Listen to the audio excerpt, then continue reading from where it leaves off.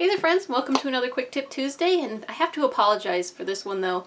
This has been a video that you all have requested for quite some time, and what happened is my dishwasher is actually an 18-inch dishwasher.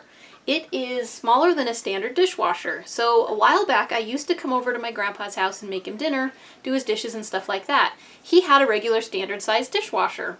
Unfortunately he died, and so I lost access to using a full-size dishwasher. All I had access to was my 18-inch dishwasher. So I wasn't sure how to make it to where I could figure out what, amounts to use on a full-size dishwasher, etc., etc. So after taking a lot of time doing a lot of research and figuring things out and calculations and things like that, I figured out that even though this one doesn't seem like it's half the size, when you consider how much space it takes up for the actual machine itself, the capacity of this machine is about half the size of a full-size one. Which, yeah, I wish I would have just figured that out sooner. It would have made it so much easier. So anyway, for those of you who have waited, thank you for your patience. I finally have a good recipe for a homemade dishwashing detergent. And in this video, I'm going to show you two recipes: how to make a powder or how to make it into tabs if you prefer that version. So there are several reasons why you may consider making dishwashing detergent. The first one, of course, is going to be environmental reasons. Dishwasher detergents have a lot of chemicals in them, and they're really taking their toll on the water quality, and they're making it unfavorable for the aquatic life. So, in my opinion, the responsible thing to do would be to try and do what we can to lesser these types of impacts, and so that's why I try to make something homemade that isn't going to be so hard on, the water systems and things like that. And this recipe I have here is septic safe because it is so much easier on the environment. It's all natural chemical-free stuff. You don't have to worry about any of that kind of stuff. You can use this in your septic system. And then of course there's the cost factor. Some of the cheapest stuff that I could find at the grocery store cost about $8 or $10 for the amount that this recipe makes, when the recipe I'm going to share with you costs about $1. So, and when you consider that this one is septic safe, some of the cheapest ones I could find, I think the box was 25 tablets and it made 25 tablets, and then the cost was about $5 for the box. This recipe is going to make 35 tablets, and again, it's only $1. So, a big difference in cost. So that'll be the number one reason why I would recommend doing it. So here's my little jar of them. As you can see, they're kind of running low, and so let's go ahead and make some together. I use both the powder and the tabs, although I will say I prefer the tabs just because we do have a little bit of inconsistent humidity levels, but I'll explain that in the video. So whether you want to use a homemade dishwasher powder or make some homemade dishwashing tabs, I've got the recipe for you. Okay, so actually getting started making the dishwashing detergent, we're going to go ahead and add 1 cup each of borax and superwashing soda, half a cup of salt, half a cup of citric acid, and then 20 drops of a lemon essential oil. So once you add all that to your bowl, you just stir it together, breaking up the clumps because the essential oil is going to make it want to clump.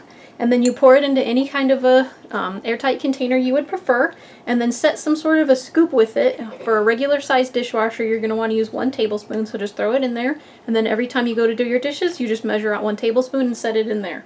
Instead of a rinse aid, those types that ensure that you don't end up with spots on your dishes, what we're going to use is just regular ordinary vinegar. So use this one for the detergent and then this one as a rinse aid, and you'll see that the results are just like the normal stuff that you would buy from the grocery store. Unfortunately, the issue I mainly have with this is that we have a fluctuation with the type of humidity that we get here, the humidity levels. Sometimes it's low, sometimes it's high. So you mix this together, you put it in your jar, and then it clumps into one big clump when it snows or rains and the humidity level goes higher. Well, that's no fun at all. We don't want something that's going to make it harder for us to get to it. So the solution to that is to make dishwasher tabs. So if you don't like this particular version, the powder with the rinse aid, what we're going to do, so this is the second recipe, it's exactly the same as far as this goes. 1 cup each of these, 1/2 cup of salt, and then instead of using the citric acid, we're going to replace that with lemon juice. And then instead of adding the rinse aid in the rinse compartment, we're going to add that to this as well.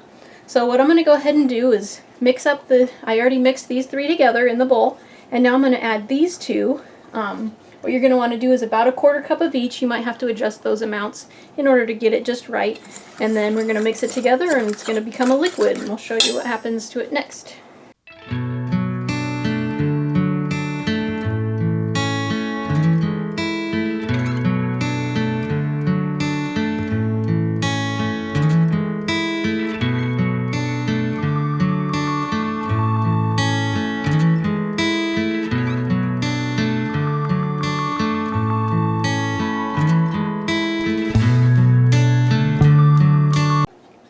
so here it is all finished and ready, and the baking soda and the vinegar do fizz a little bit when you put them together, but it's nothing like baking soda and vinegar. So you add those together and you'll see that it starts to form fairly quickly. So we do need to work with this fairly quickly. We want to take about 1 tablespoon of this and put it into ice cube trays as the portions, and then once it dries after about 24 hours it's going to be ready to use.